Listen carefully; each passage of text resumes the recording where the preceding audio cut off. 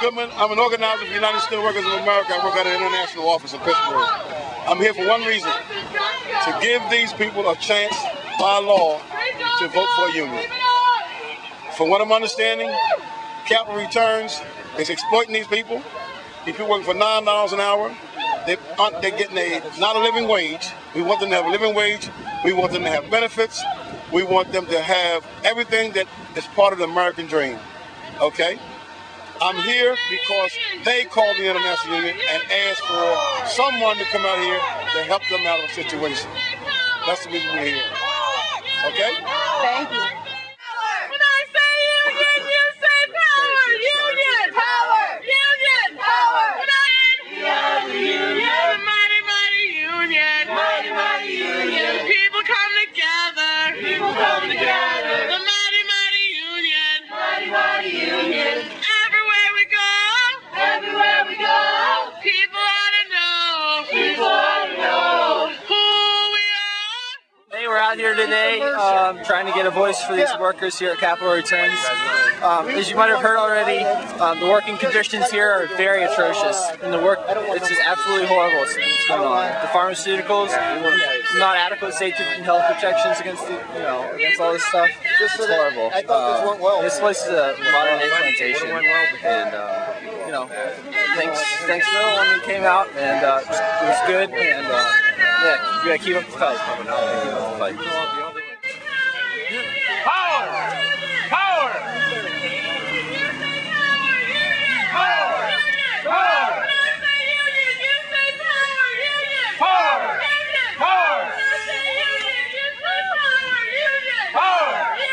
Power!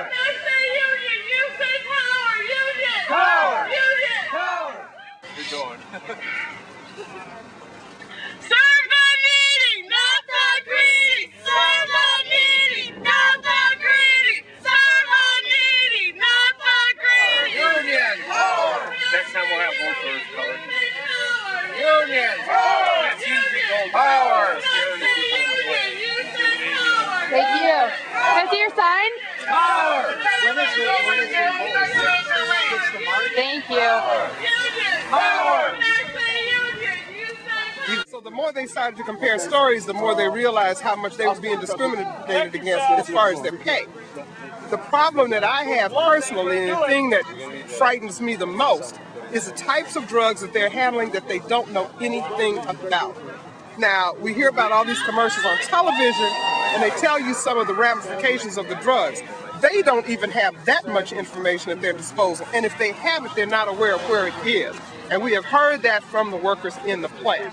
And that is outrageous, because at a minimum, they ought to know what they're taking home to their families. So, if for nothing else, they ought to have MMSDS sheets. They ought to have the opportunity to clean themselves up appropriately before they go home and do all other kind of things. And for people not to understand what's going on in that plant is people that just don't understand how people fight these days for a workplace that's free of all these kinds of hazards.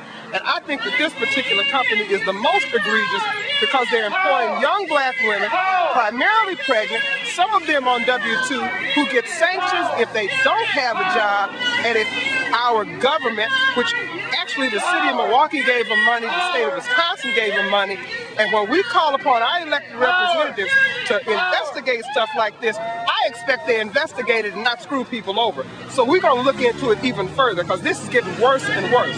We wouldn't be standing out here in 5-degree temperatures if it weren't serious. And it's serious for them, and it's deadly serious for us. And nobody should have to go through this kind of crap.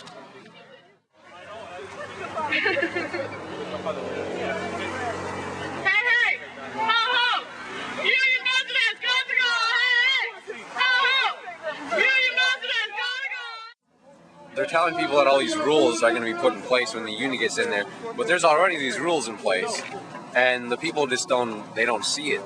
They don't see it because a lot of these people are young, and this is their first, maybe second job they've had. They worked at a McDonald's or a place like that when they were 16 or 17, worked at a grocery store, and then they come over and they work here while they're going to school, and so they think $9 an hour is a lot of money, but it's not a lot of money. It's nothing, because $9 an hour is like $1,080 a month that you're getting. So and that's after taxes. Right. So that's nothing to live off of. because just rent alone in Milwaukee here is like at least $500 a month, and that's in a bad area. So if you want to live in a good area, you got to pay like $800-900. So that's going to take all your money away right away there. So these people need to listen to both sides of the story. They need to listen. The company's going to tell you certain things, but we're going to also tell you certain things. They need to believe in what we're telling you, your coworkers and stuff, and your peers, that we're telling you the truth. Sorry, I spit a little. I know. It's cold out somewhere. Yeah, it is. But What do you do inside? I do quality assurance, so I check the products that people process. What do we want? When do we want it? Now. What do we want? Unions. When do we want it? Now. What do we want? Unions. When do we want it? Now.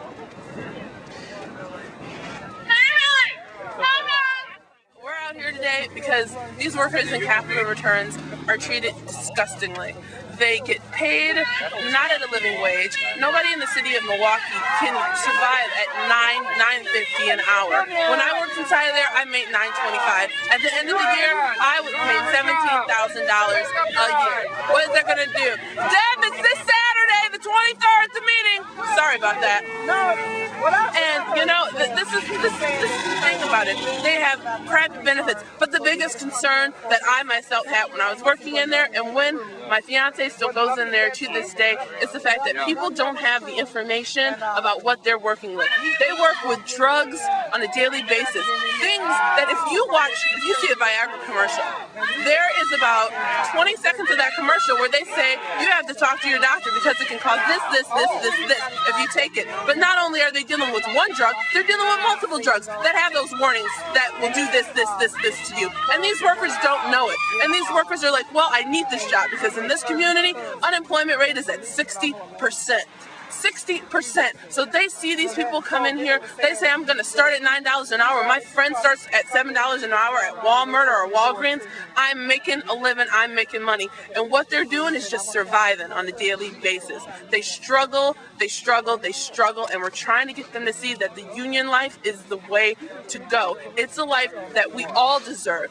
A living wage, a home that we can actually be able to afford and buy, a car, a nice car that they can drive that won't shut down or break down on them, be able to send their kids to college, be able to go to a doctor when they're sick. So when they get hard up, they can't even come to work, and then they get these things we like to call occurrences. We're just out here fighting for them because they deserve it, and we're trying to show them that they deserve better than what this company is telling them they deserve, and they deserve better than what this city has been telling them they deserve, because everybody has a right to have a good living and a good way of life.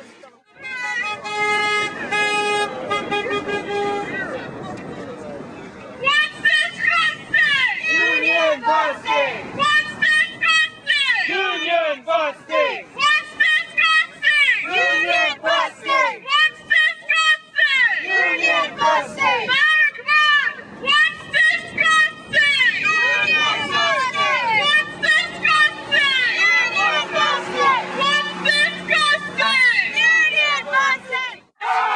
What do we want? Justice! When do we want it? Now! What do we want? Justice! When do we want it? Now! What do we want? Union! When do we want it? Now! What do we want? Union! When do we want it? Now! What do we want? Union! When do we want it? People deserve so much more, and they need to realize it. And we're the only ones who are going to tell them that they deserve more and they deserve better. And I think that's sad, but it's something that needs to happen.